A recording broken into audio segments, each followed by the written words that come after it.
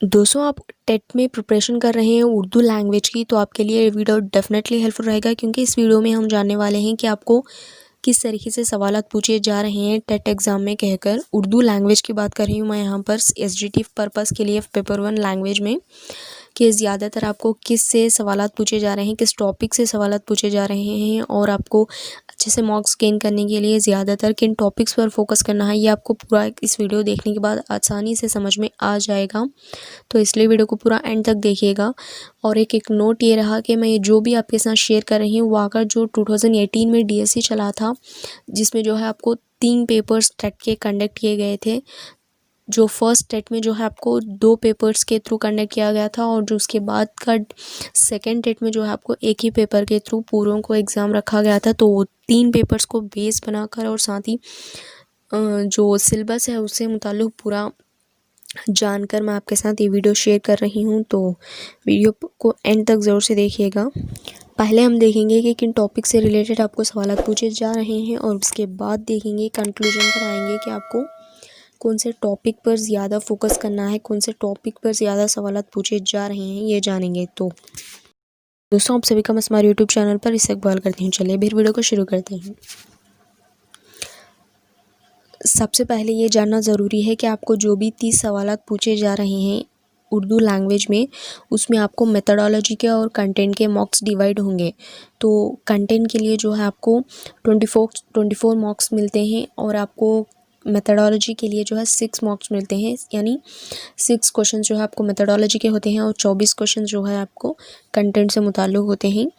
और इसमें हम आज जो है जानने वाले हैं कंटेंट से मुताल्लिक़ कि आपको किस तरीके से सवालात पूछे जा रहे हैं, किन टॉपिक्स पर ज़्यादा फोकस किया जा रहा है कहकर। तो पहला तो ये रहा, आपको क्लियर करना जानना ज़रूरी है कि आपको किस तरीके से मार्क्स डिवाइड होते हैं मेथडोलॉजी के लिए और कंटेंट के लिए। अब हम जानेंगे कि किन टॉपिक्स पर आपको सवालात पूछे जा रहे हैं। तो इसको चंद पार्ट्स में मैंने डिवाइड किया है, जैसे कि एक आकर आपको कंटेंट नसर से मुताल्लिक़, जो नसर में भी आपको शोरा से मुताल्लिक़ अलग है, और इसी तरह नज़म से मुताल्लिक़ और ग्रामर से मुताल्लिक़, और उसके साथ ही आपको एक पैराग्राफ से मुताल्लिक़। इस तरीके से 4 पार्ट्स में डिवाइड किया गया है। पहला जो भी है नसर से मुताल्लिक़, उसमें इस तरीके से पूछे जाते हैं कि किसी सबक को देकर उसका मौजू पूछा जाता है और उसको किसने लिखा, इससे मुताल्लिक़ आपको सवालात आते हैं। और जो शोरा से मुताल्लिक़ होता है, उसमें आकर आपको शोरा का पूरा जो भी तारुफ़ होता है उससे मुताल्लिक़ पूछा जाता है कि उनकी पैदाइश कब हुई, कहाँ हुई, वो कहाँ के रहने वाले हैं, उनके तसानीफ़, उनका लक़ब, उनका जो भी तख़ल्लुस होता है, उनके शायरी मजमूए कौन से हैं, उनका सबक से मुताल्लिक़ क्या है। इस तरीके से आपको पूछे जाते हैं शोरा में। ये आपके लिए बहुत ही अहम है शोरा का जो भी पार्ट है वो, क्योंकि उससे मुताल्लिक़ बहुत सारे सवालात आते हैं। लगभग 6 या 7 सवालात पूछे जा रहे हैं। तो ये रहा। और जो नज़म है, नज़म का पार्ट है, उससे मुताल्लिक़ ये पूछा जा रहा है कि आपको हम्द किसे कहते हैं, रदीफ़ क्या है, ख़ाफ़िया क्या है, नज़म के माने क्या हैं, गज़ल के माने क्या हैं। इस तरीके से पूछे जाते हैं नज़म से मुताल्लिक़।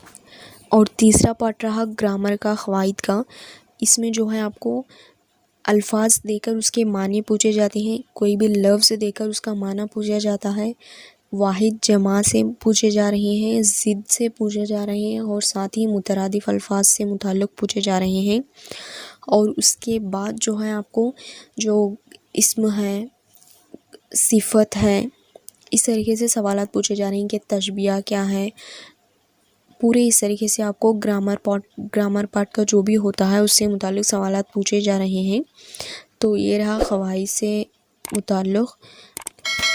जो भी क़वाइद में पूछा जा रहा है उसमें आपका किस तरीके से बुक्स पढ़ना है, और साथ ही किन किताबों पर ज़्यादा इंपॉर्टेंस देनी है, वो आपका इस वीडियो के आखिर में ज़रूर से बताऊँगी। तो ये रहा तीसरा पार्ट। आखिर में ये रहा कि आपको चौथा पैराग्राफ से मुताल्लिक़, यानी आपको कोई भी इबारत दी जाती है और उससे मुताल्लिक़ सवाल जो है वो पढ़कर इबारत को हल करने के लिए कहा जाता है। इसमें भी आपको एक नसर से आती है इबारत, और दूसरी आकर आपको नज़म से आती है। जो भी नसर से मुताल्लिक़ इबारत को आपको पूछा जाता है सवालात, उसमें ज़्यादातर आपको कई बार वाहिद जमा पूछे जाते हैं उस सवालात में कि इसका जमा क्या है, या फिर आपको ये पूछा जाता है कि उसमें किसी भी लफ्ज़ को देकर उसका माना बताने के लिए, या फिर आसानी से ही होता है कि जो इबारत होती है उससे मुताल्लिक़ पढ़कर आप आसान से कर सकें, उस तरीके से सवालात होते हैं।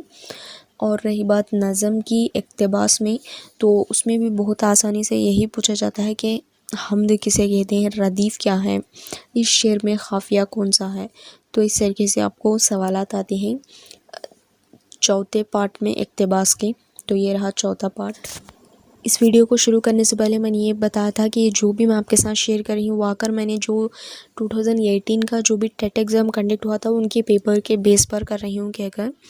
तो जो पैराग्राफ पार्ट है उसमें आपको तीनों पेपर में भी आपको पैराग्राफ्स पूछे गए हैं, नज़म से, नसर से, और एक जो नज़म का इबारत पूछी जा रही है वो आकर आपको सवालात पूछे जा रहे हैं वो आकर आपको 2 मार्क्स के लिए हैं, और इसी तरह नसर के लिए जो इबारत पूछी जा रही है उससे मुताल्लिक़ आपको 2 सवालात पूछे जाते हैं। तो इस तरह पूरा मिलाकर आपको इक़्तिबास में जो है 4 मार्क मिलते हैं।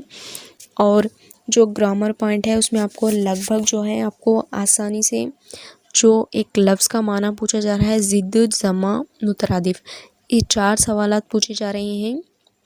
लगभग इसमें से 4 में से आपको 3 तो एटलीस्ट पूछे जा रहे हैं। तो इस तरीके से आपको 3 या 4 मार्क्स इसमें ही मिल जाएंगे। और जो बकिया ग्रामर है, जैसे कि इस्म, उससे मुताल्लिक़ जो भी तशबीह, उससे मुताल्लिक़ जो भी ग्रामर है, उससे आपको बकिया के 4 सवालात पूछे जा रहे हैं। तो इस तरीके ग्रामर में पूरा आकर आपको 8 सवालात हो गए। और जो बकिया शोरा से मुताल्लिक़ है उसमें बहुत सारे सवालात पूछे जा रहे हैं, और साथ ही आपको जो मौजू से मुताल्लिक़ है कि इसको सबक को किसने लिखा, उससे मुताल्लिक़ भी ज़्यादातर सवालात पूछे जा रहे हैं। तो लगभग इसमें भी 7 या 8 सवालात आपको ज़रूर से पूछे जा रहे हैं। इस तरीके से आपको पैराग्राफ्स के 4 मार्क्स और ग्रामर के जो भी हैं वो 8 मार्क्स, और साथ ही जो शोरा का मौजू से मुताल्लिक़ सवालात पूछे जा रहे हैं वो आकर पूरे 8 मार्क्स। तो आपको यहाँ पर आकर 20 मार्क्स होते हैं। जो बकिया कंटेंट के 4 मार्क्स हैं वो आकर आपको नज़म से पूछे जा रहे हैं। इस तरीके से पूरे कंटेंट के मार्क्स पूछे जा रहे हैं। इसमें ज़्यादातर आपको शोरा का पार्ट ही आपको अहम है, और ग्रामर का जो पैराग्राफ के 4 सवालात पूछे जाते हैं वो आप आसानी से हल कर सकते हैं, और साथ ही नज़म से मुताल्लिक़ भी आप कर सकते हैं। और लास्ट में मैंने बताया था कि आपको कौन से बुक्स पढ़ने हैं, तो ज़्यादातर आपको स्टैंडर्ड बुक्स ही पढ़ना है। और एक बात ये रहा, जो कि इसमें जो भी सवालात पूछे जा रहे हैं वो आकर आपको जो टेक्स्ट बुक में मिसालें दी गई हैं उससे मुताल्लिक़ ही पूछा गया है टेट एग्ज़ाम में। और डीएससी में आपको उसके अप्लाइड पूछे गए हैं दूसरे उससे ताल्लुक़ रखने वाले। लेकिन जो टेट एग्ज़ाम है उसमें आपको एग्ज़ाम्पल्स भी जो भी दिए गए हैं उससे ही रिलेटेड पूछा गया है एग्ज़ाम में। तो इसीलिए आप टेक्स्ट बुक के जो भी प्रैक्टिस क्वेश्चंस हैं उसको भी प्रैक्टिस ज़रूर करिएगा, ताकि आपको उससे भी बहुत सारे सवालात पूछे जा रहे हैं। टेक्स्ट बुक ही बेहतर है और दूसरा कोई मटेरियल की ज़रूरत नहीं होगी। आपको प्रीवियस टेट एग्ज़ाम में आपको किस तरीके से सवालात पूछे जा रहे हैं उस पर भी मैं आपको एक वीडियो बनाऊंगी, तो आपको अच्छे से और भी क्लियर समझ में आ जाएगा। तो ये रहा दोस्तों आज का वीडियो। आई होप, मैं उम्मीद करती हूँ आपके लिए हेल्पफुल रहा होगा, आपको पसंद आया होगा। आपको पसंद आए तो वीडियो को लाइक करिएगा, कमेंट करिएगा, ज़रूर से शेयर करिएगा। आपको कोई भी डाउट हो तो भी हमें कमेंट कर सकते हैं, और सजेशंस देना चाहते हो तो भी हमें कमेंट कर सकते हैं। बहुत सारे वीडियोस हैं, उन सभी का प्लेलिस्ट का लिंक जो है डिस्क्रिप्शन में है। जैसे कि ईवीएस से मुताल्लिक़, उर्दू ग्रामर से मेथोडोलॉजी के ये पूरे हैं, उन सभी का लिंक जो है डिस्क्रिप्शन में है, आप चेकआउट कर सकते हैं। तो मिलते हैं अगले वीडियो में बहुत ही जल्द।